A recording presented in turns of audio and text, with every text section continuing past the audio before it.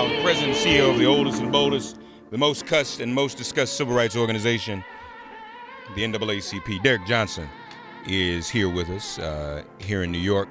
The UN is assembling. He's meeting with African heads of state. Derrick, good morning, man. How are you?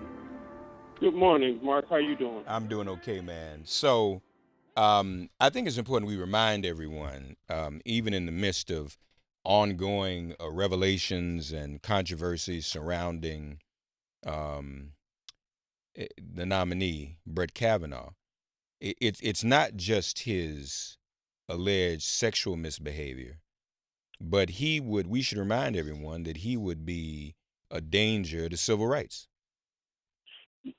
Absolutely correct. And much of the conversation now is less about whether he did it or not, it's the veracity of his past statements. That veracity, whether or not he's being truthful, becomes the true issue.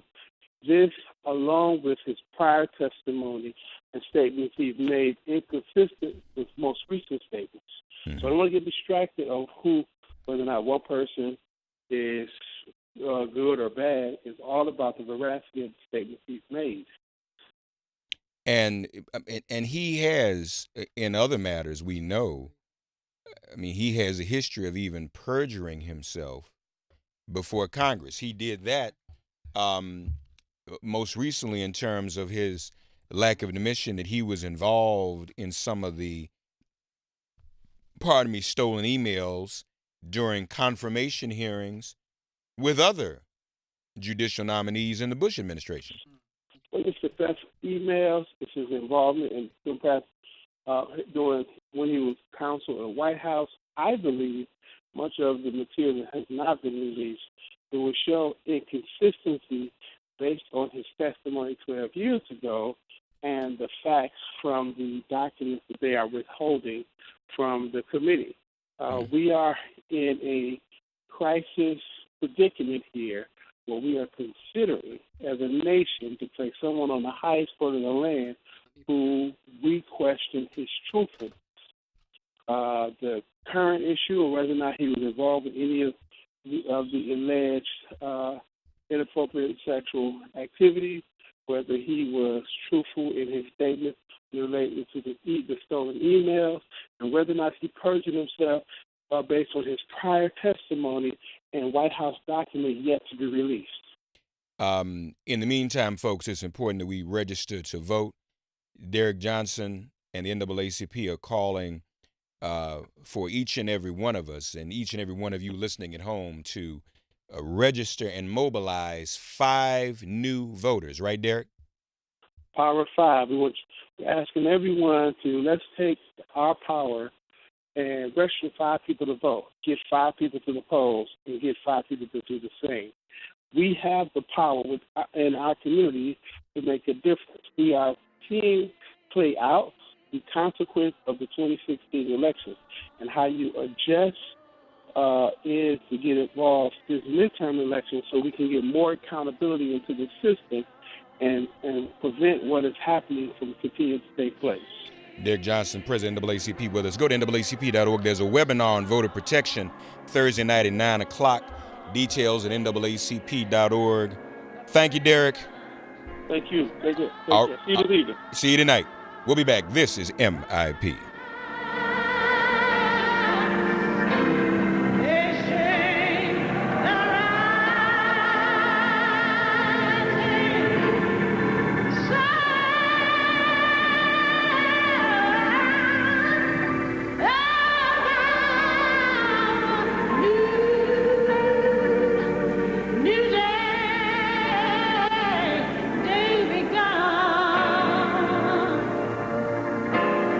There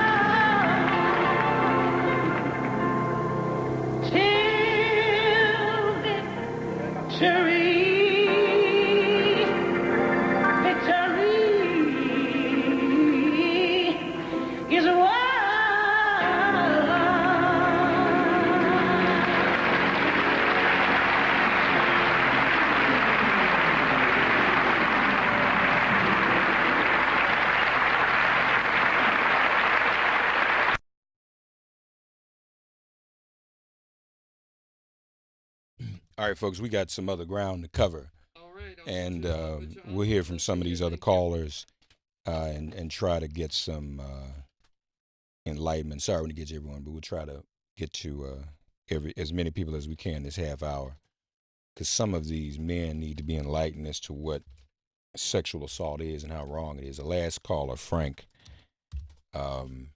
obviously has some issues. So I don't know, but we'll see. Okay, but hang out with us. Tell a friend we're streaming. Give us a call. Good morning. We're gonna get Brittany on camera this morning too. Come here, Brittany. No. Come on. Come here. No. Brittany. Come here. No. Please. All right, so we're just gonna. I'll go on mic. We'll turn the camera over. Y'all want to see Brittany? I have something to say about what just went down last hour. Say it. You want to say it now to the I'll wait people till I watching? come back. You want to say it now to the people watching? Then I'm gonna have to repeat myself. Okay. So I'll save it. Stick with us to the top of the hour, and I'll share it then. All right.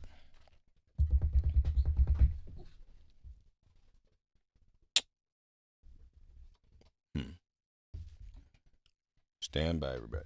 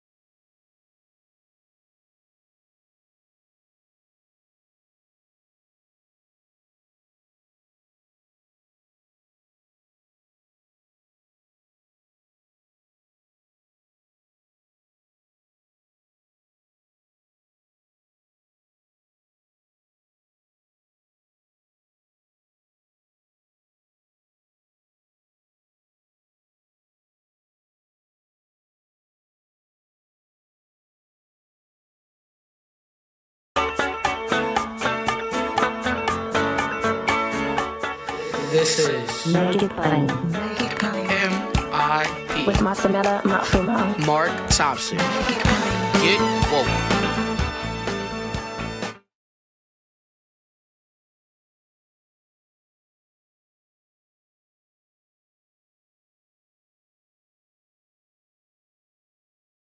I'm up. Yeah. No, it's not working. You said online that you are representing a woman with credible information regarding Judge Kavanaugh and Mark Judge. What is the nature of the information that she has about Judge Kavanaugh and his high school classmate?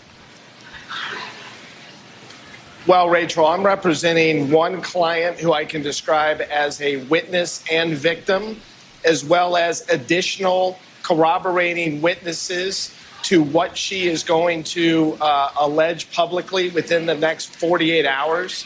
As it relates to her particular allegations, we're not going to provide additional information beyond that, which is contained within the emails that I exchanged with the Senate Judiciary Committee. But let me say this. This woman, when she does surface, will be found to be 100% credible by the American public. I would not be representing her if I did not believe her. And if anyone has been paying attention over the last 6 to 7 months, they know that I do not traffic in nonsense or rumor. I utilize facts and evidence. And this woman will prove to be credible, and she is believable, and we are hopeful that the committee will launch an FBI investigation forthwith. We have also asked that she be permitted to take a polygraph examination, which she has agreed to do, provided that Brett Kavanaugh does the same. And we have yet to hear back from the committee on a host of issues that I raised over 10 hours ago. So that's Michael Avenatti on Rachel Maddow. Here, there's more here. Thanks to Aaron Rupar at Think Progress for this audio, too. In this same matter, the other people who you're representing, other than your client, who I should mention you are not naming at this point, are they people who are witnesses to the behavior that she is going to describe? Or is this all one, the people that you're representing here, is this all about one specific allegation? No, it's not about one specific allegation. It's a series of allegations. This is a pattern of behavior, Rachel, that took place across many months and many years. And I will say this. We have demanded that Mark Judge be subpoenaed to testify before the committee in public so that the American people can hear Mark Judge answer questions about his close friend, Brett Kavanaugh. So far, those requests have fallen on deaf ears. For some reason, Chairman Grassley and others do not want the American people to hear from Mark Judge.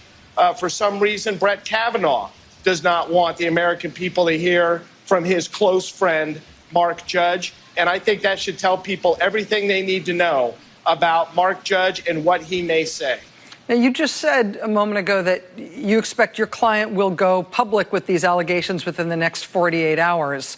That sounds like you are doing that in advance of the hearing that, as of right now, is still scheduled for Thursday morning. Is that deliberate in terms of trying to make sure that these allegations are in the public eye before that hearing convenes on Thursday morning? Well, that's one of the factors, absolutely, Rachel. And we've asked the committee to allow her to testify. We've asked the committee to turn this over to the FBI.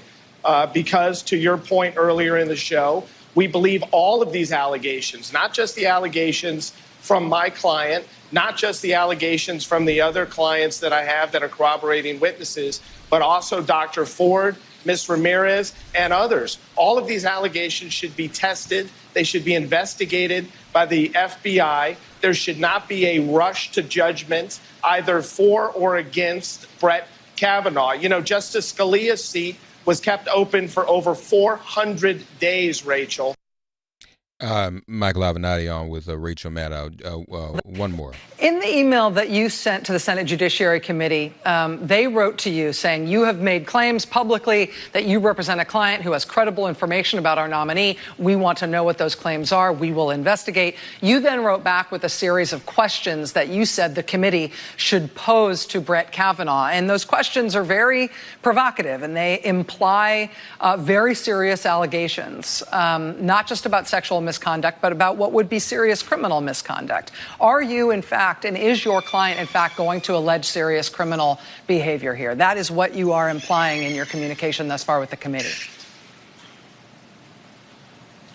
Yes, Rachel, I believe that when these allegations are surfaced within the next 48 hours, there will be no question that Brett Kavanaugh is not fit to sit on the U.S. Supreme Court, and we will ask for a thorough investigation relating to these allegations, as well as allegations of Dr. Ford and others. We understand the seriousness of this. We do not make these allegations lightly, and ultimately, this will be, as in most cases, a fight for credibility, whether people believe Brett Kavanaugh, whether they believe my client, as well as corroborating witnesses, and hopefully whether they believe Mark Judge. We believe it's inexcusable, Rachel. It is inexcusable for Chairman Grassley and others to be covering up the testimony of Mark Judge. They clearly do not want that individual to testify.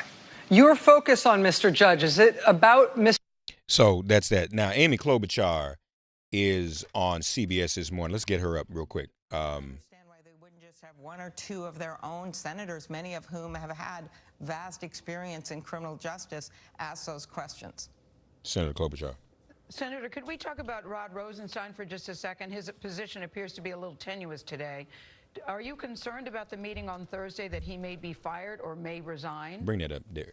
I'm very concerned. This is a man that is #2 in the Justice Department, overseeing a national security investigation, the Mueller investigation, about whether a foreign country cyber attacked our own country. Sometimes people call it meddling. I think that's what I do when I call my daughter on a Saturday night and ask her what she's doing. This is an actual cyber attack. And for the president to be looking at getting rid of this person, I think is absolutely outrageous. He's someone that served under Democratic and Republican presidents, and it's very important that we keep him in place, protect the investigation. That's why a number of us are saying, let's bring that special counsel bill that passed through bipartisan Judiciary Committee. All right, let's bring it to the floor, protect this investigation. All right, Senator, we'll have to leave it there. Thank you so much, Senator. Thank you, Gail. Thank Senator you, Nora. Thanks, Klobuchar John. on CBS News this morning. So she's talking about Rosenstein. We missed what she had to say about the Kavanaugh hearing.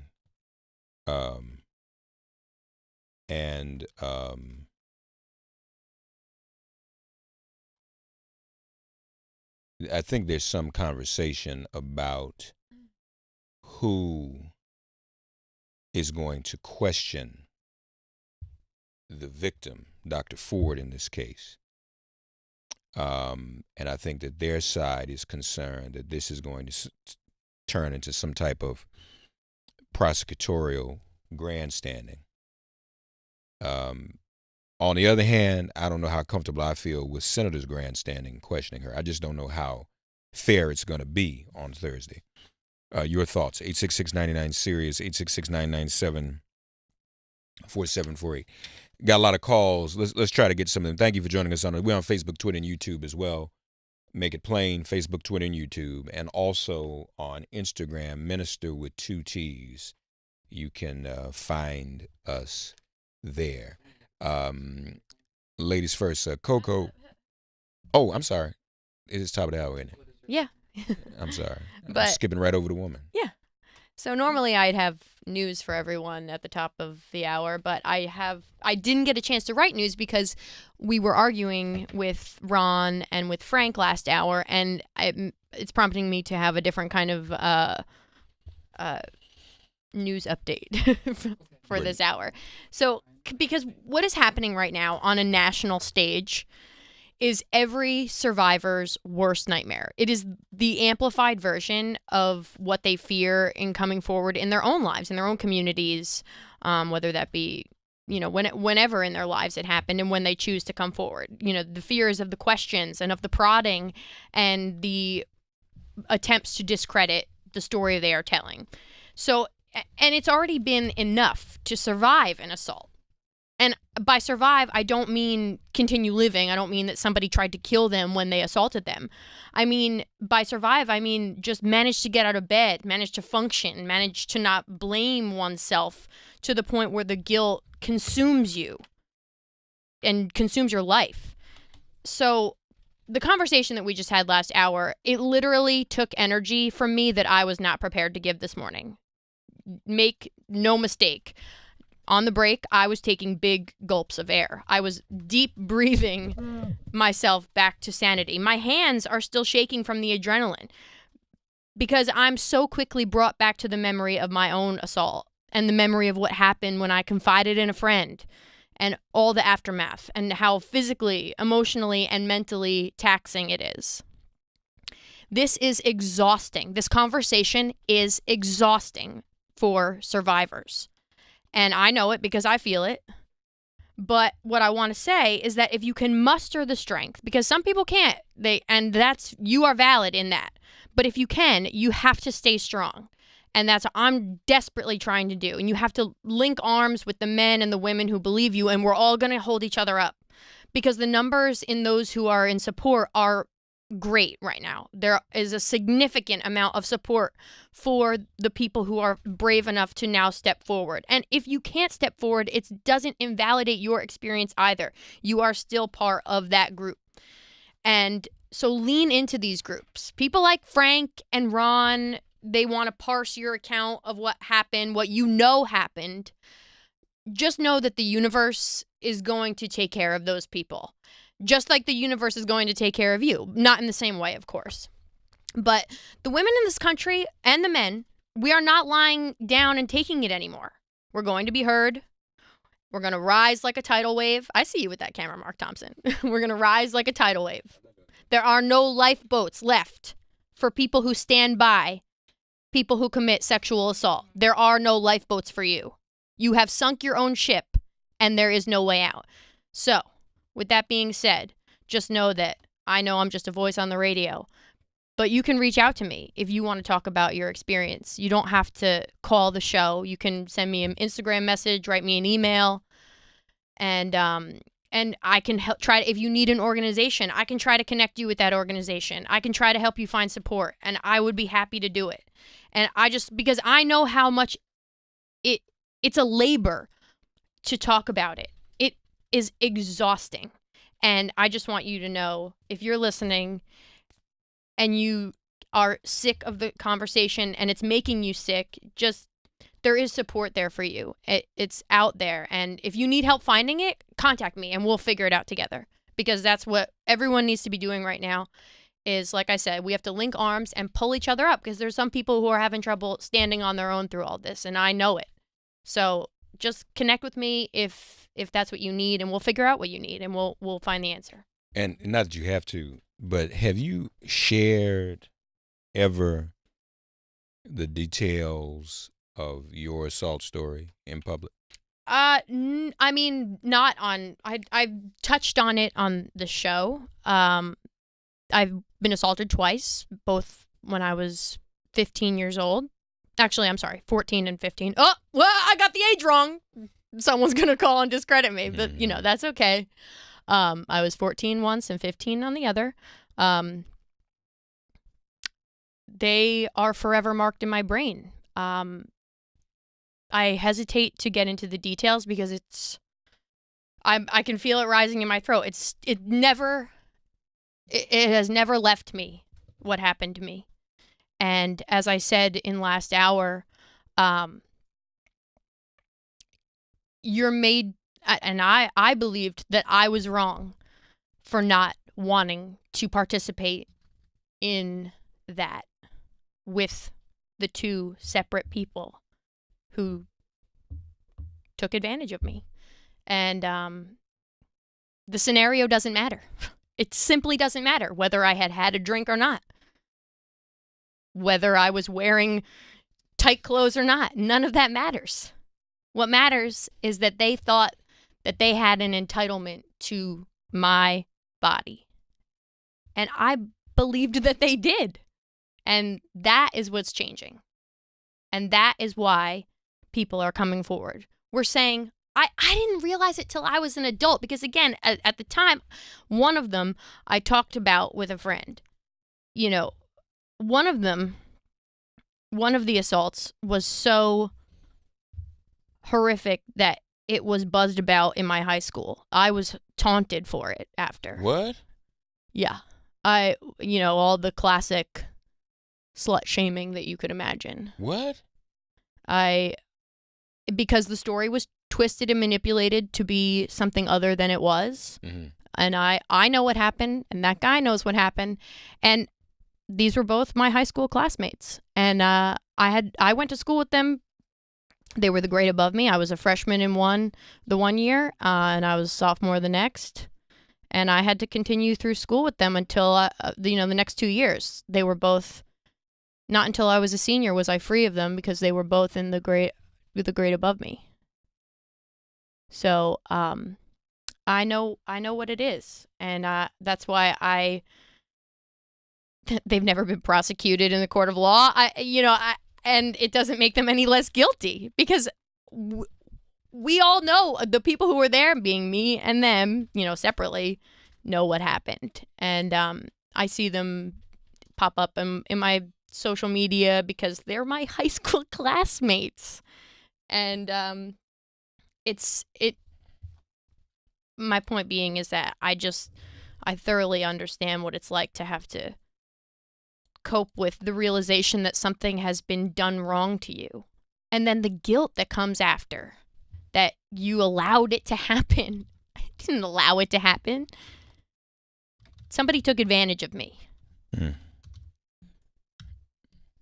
And so that's why I want everyone to know that I am supporting them. And if you want to talk offline about it and share our experiences, or like I said, I can try to hook you up with an organization that can help you or someone that you can talk to, and I would be happy to do that. A friend of Dick Gregory's and mine just wrote something on Instagram. Listening to what I can best describe, unbelievable. This behavior has been normalized, accepted, and condoned in this country. And some of these men who've called in this morning, like Frank, who either is a perpetrator or a victim of sexual assault. Because I'm going to tell you right now, men who react that way have either done it or don't know if they done it. That's not a problem with some men. Some of us don't know if we've done it. And the line is so gray. People like Frank are afraid some woman is going to come out and expose them because the line is gray. Can I say this? Correct me if I'm wrong. If you're not sure whether if you were in a situation and you're not sure as a man whether it was assault or not, it probably was. If you're not sure, because I know, because that's really what it boils down to. If the woman has not given you full consent, and you know what that is, if you have any doubt in your mind, well, I don't know, then maybe you should be shaking in your boots a little bit.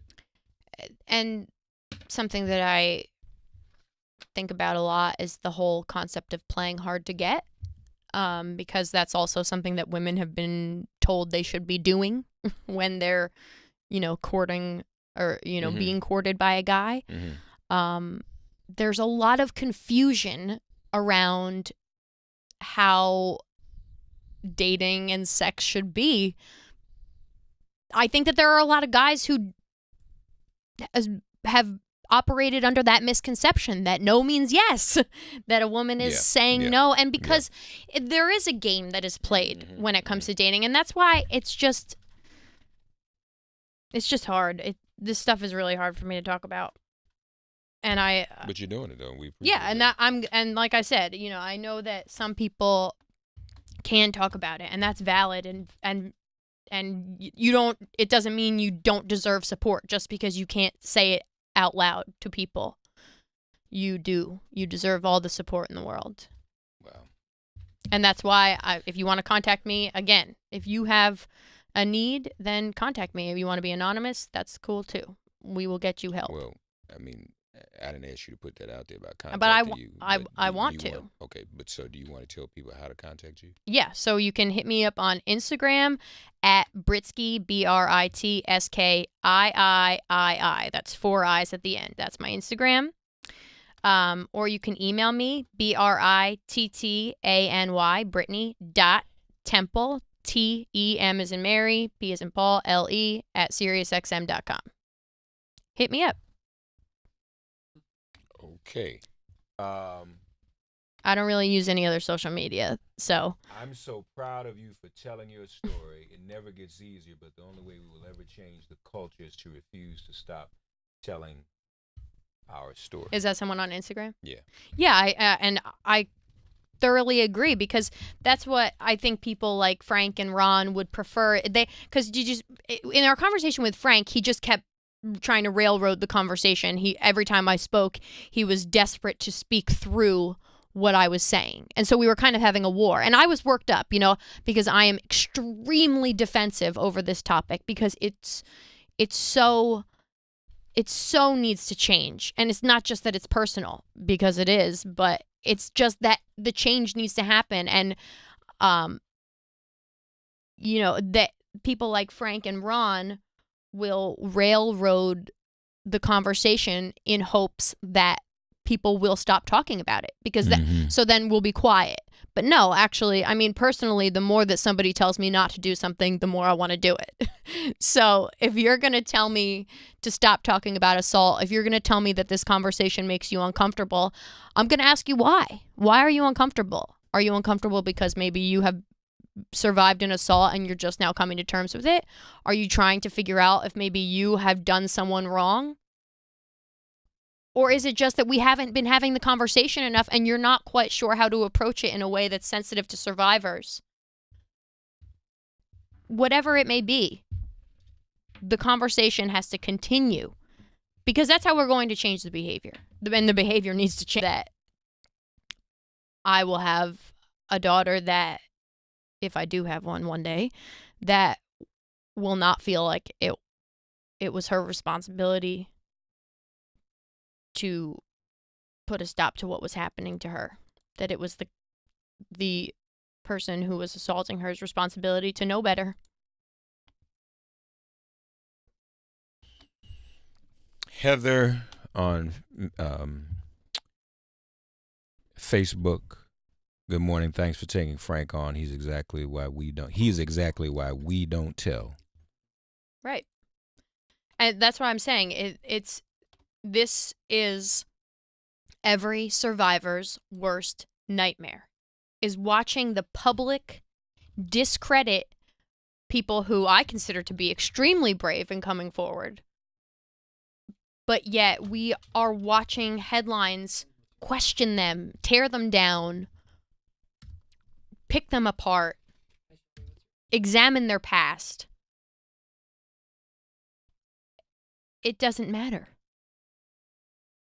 Yeah. Because please name one person, call up and name one person that has become a flashy, successful celebrity for coming forward and speaking up about their assault. Please do tell me what part of speaking about assault makes you an opportunist. What opportunity have you received from speaking out about sexual assault? I would love to know, because I know people like Tommy Lahren has called, she called, I believe, the first accuser, being Professor Ford, an opportunist. So I'm just dying to know what opportunities she got from coming forward about a sexual assault, as opposed to the opportunities that she's worked. I mean, the woman has obviously accomplished a lot in her life. I don't think coming forward about a sexual assault had anything to do with it, clearly. So there's zero to be gained. Everything is risked when you come forward and speak about it. You make people wildly uncomfortable. Wildly uncomfortable. And that is beyond difficult to do. But it has to be done. And I support every single person who comes forward. Oh, damn, I got a lot of Instagram requests. Wow. Good, I'm glad. That's the idea. We're all friends. Gina in Ohio, God bless you, good morning, get woke and vote. Withdraw Kavanaugh, get ready for impeachment. You're on here with Brittany. Gina? Oh, thank you. I had called in once before when the Kavanaugh issue first came about. For me, I'm having flashbacks as the 16-year-old girl that the group of boys who gang raped my friend called to come pick her up and clean up their mess. Wait, so rewind that, say that again. You having flashbacks as to what? I was a 16-year-old girl, the friend of a young woman who was gang raped by a group of boys that we knew in high school. I had called once before. This has been a flashback experience for things that I had buried as being that person who was a witness to this. The sad part is my older sister, who went on to be a career educator, she came and picked her up because she was passed out cold, looking back probably because they had given her something because they were sober. And at first, when I came to physically walk down the road from where I lived to pick her up, I realized she was in such bad shape that I could not physically get her home on her own. So I had called my parents, but only after insisting that they let me in that house where they were at to use the phone. Of course, now I'm flashing back going, gosh, what risk did I take? Except I was a girl who was from the right side of the tracks, whose family was well connected. They purposely targeted my friend. She was from a single-parent home. Mother was neglectful. She was poor. And they didn't invite her two friends, me being one of them, because we were not the type of girls I think they could have molested and gotten away with it. And, of course, my parents confronted, when we got her back to my house, confronted her mother, who came to pick her up later that day. And I can recall now the conversation was quite heated between my parents and her mother. And the mother said she was not going to take her to the hospital. I'm dealing with guilt that as a 16-year-old, I didn't pick up the phone and call the police. And this was a small town in Ohio. They knew me. They knew my family. They would have responded. But I'm also dealing with anger towards my father, who's deceased, who was a son of this town and certainly could have had the police out there, and my mother, who's 86 and alive, and who was a rape victim herself. This was 1979, so these circumstances of Kavanaugh doing what he did, they're making me flash back as an individual. Here's the thing, and the young lady who's with me, or live with you, maybe she can talk about this. I'm now experiencing this going, okay, my friend and I never really talked about what happened that day. And I'm not even sure how much she remembers. I recently confronted my sister who came to get her, and I said, did you realize you weren't just picking up a drunk girl? You did realize we were picking up a girl who had her makeup taken from her by these boys and written all over her body. So obviously they had her clothes off. This was a virgin, not a bad girl, even a tomboyish girl. I wanted to know, Jan, my sister, did you also realize what was going on? And I said, I'm not accusing you of not doing something. She was young herself, but I don't even feel comfortable going to my friend now at this age and asking her, did I miss something? Did I fail you? What have you suffered? Because, as my partner, he said, maybe mercifully she doesn't remember. But, even if this victim doesn't remember, I'm now back to the 16-year-old girl mentally who feels helpless. And I know there's got to be witnesses for Kavanaugh and these other women. They may be in denial themselves about what they saw and experienced, but if they really think about it and face it, they probably know deep down more than they really want to know. Yeah, I think that people definitely block out memories, especially when it's been traumatic. And I think people who are potentially embarrassed of their behavior too will choose to block certain aspects of that memory out. I think that's totally possible. But you know, if it's in the realm of possibility, maybe a conversation with that person is something that could be therapeutic to both of you. Maybe she's always wanted to speak about it in a way and has been waiting for an opportunity, but is frightened maybe to face what has happened. Or maybe she has. Maybe she might have sought therapy by now, you know, you never know. But I don't think that having that conversation is off limits. I think that maybe it could be something that could be beneficial to both of you. And I know your guilt, and I know it too well. And because that's the other part of it. Even when you're not a victim in a specific situation, knowing it, carrying that burden, feeling the way you feel, Gina, like maybe there's something more you could have done. It affects everybody. Yeah. Oh yeah. And I know for a time period after it happened, I had confronted the one of the boys, and who's now a grown man, and you know, he's had the audacity to ask other acquaintances of ours, you know, oh, how's she doing?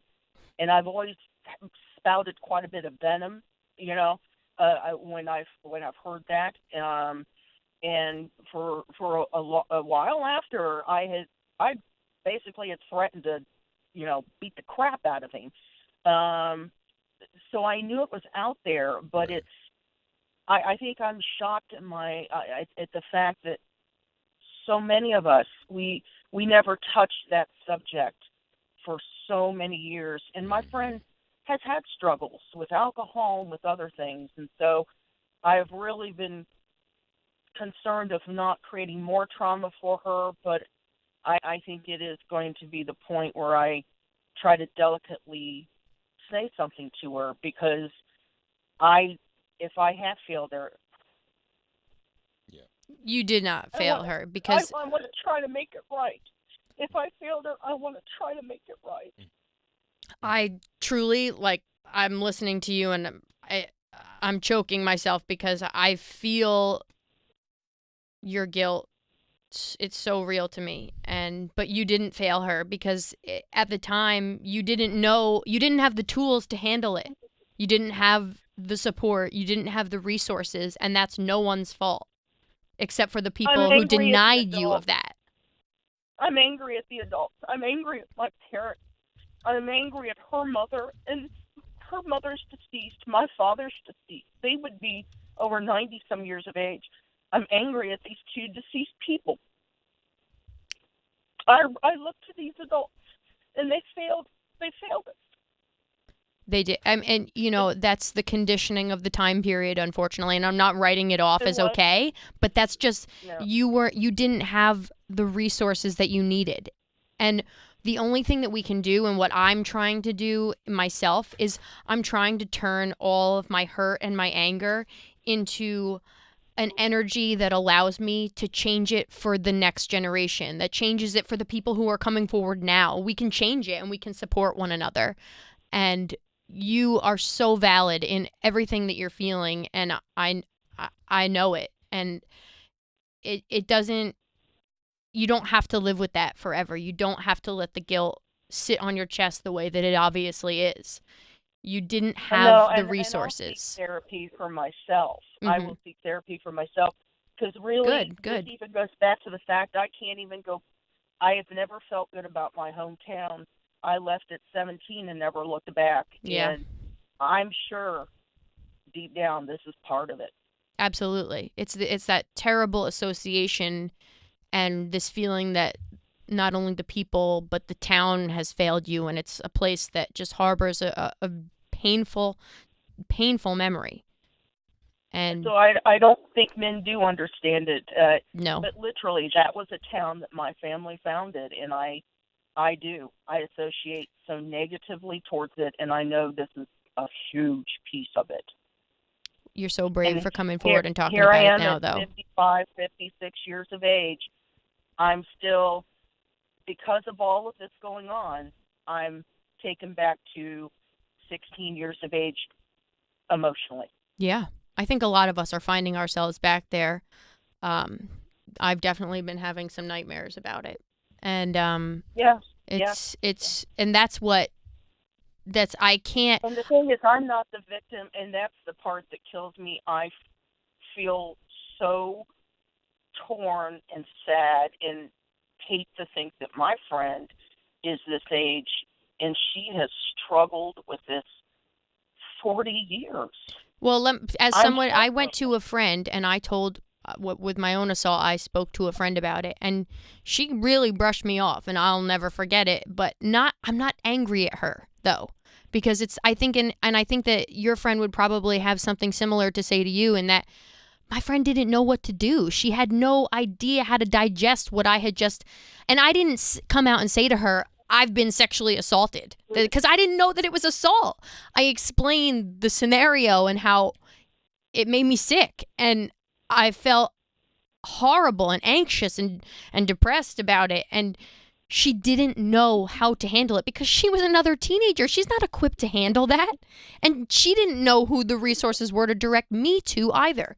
The resources did not exist.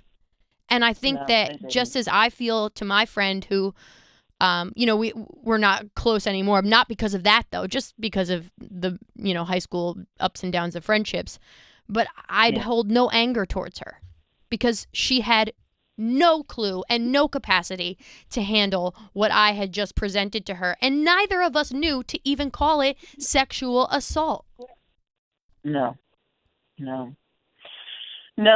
we didn't either. So, yeah. Gina, thank you. Gina, you're brave as hell. Courage. Yeah, seriously. And thank you for telling us your story, okay? All right. Let's keep bringing this out. Absolutely. Yeah. We're going to keep talking about it for sure. Thank you. All Thank right. you, Gina. Thank you, Gina.